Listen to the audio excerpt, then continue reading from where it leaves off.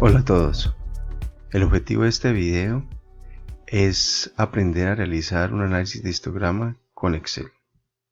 Siguiendo la metodología propuesta, el primer paso que debemos de realizar para elaborar un histograma es identificar el problema a analizar. En la tabla de datos encontraremos el peso de 20 bolsas de productos químicos empacados. En los últimos días, la empresa encargada de este proceso ha recibido diferentes quejas por la variación en el cumplimiento de las especificaciones de este producto. El segundo paso es determinar la variable a representar. Para nuestro caso, la variable a representar será el peso en gramos. El siguiente paso es determinar el valor del rango. Para eso, utilizaremos la función de máximo y mínimo de Excel. Con la función de máximo, marcamos los datos y obtenemos el valor máximo en la tabla de datos. Y con la función de mínimo, marcando los datos de la tabla, encontraremos el valor mínimo en la tabla de datos. A continuación calcularemos el rango como la resta entre el valor máximo y el valor mínimo. Ahora calcularemos el número de clases. El número de clases lo podemos calcular de distintas formas. La forma más usada es utilizar la fórmula equivalente a 1 más 3.32 por la función de logaritmo en base 10 del número de datos. Tenemos 20 datos. Eso nos quiere decir que el número de clases será igual a 5. Ahora calcularemos el ancho de clase. Para eso, dividiremos el rango entre el número de clases. El valor que nos da 0.52 corresponderá al ancho de clase. Definido el ancho de clase y el número de clases, podemos construir nuestros intervalos de clase. Siempre los intervalos de clase iniciarán en el valor mínimo y se irán incrementando en el valor del ancho de clase.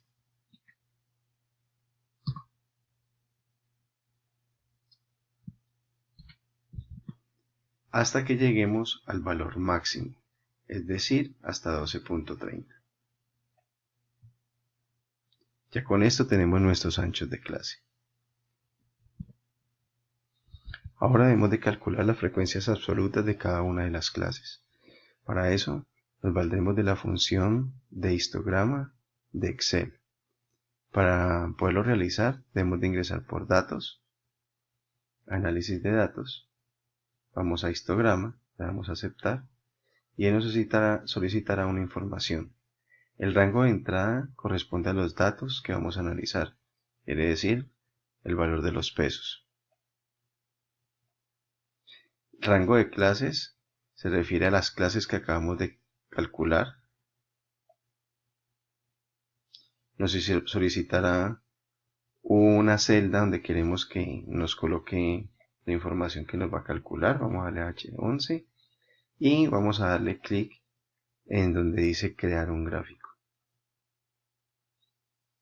De esa manera el Excel nos generará un gráfico de histograma y una tabla en donde se indican las clases y la frecuencia. Aquí aparecerá una clase que dice I mayor y como nosotros sabemos ya que el ancho de clase es 0.52, lo único que vamos a hacer es a finalización de la clase anterior sumarle 0.52 y aquí nos va a quedar ya todo el histograma numérico. Una segunda opción es dejar que la función de Excel de histograma nos calcule el número de clases y su ancho. Para hacerlo, utilizamos también la función de datos análisis de datos, función de histograma, pero no le definimos nada en el rango de clases. Colocamos donde queremos que nos registre los datos, marcamos crear un gráfico y le damos a aceptar. Podemos observar que Excel nos generó menos clases. Para calcular el ancho de clase, lo que hacemos es restar dos marcas de clase consecutivas. Nos dio 0.65, mientras que el ancho de clase que calculamos es de 0.52, y para eliminar esta marca de clase como mayor, lo que hacemos es sumar esta marca de clase, el ancho de clase, y ya tenemos nuestro histograma. Si queremos ampliar el ancho de las columnas para darle mejor presentación al histograma, aquí en ancho de rango le damos 0, hacerlo para los dos, y tendríamos nuestro histograma ya elaborado. En este video hemos podido aprender cómo calcular el valor máximo de una tabla de datos, el valor mínimo, el rango, el número de clases, el ancho de clase y cómo construir un gráfico de histograma.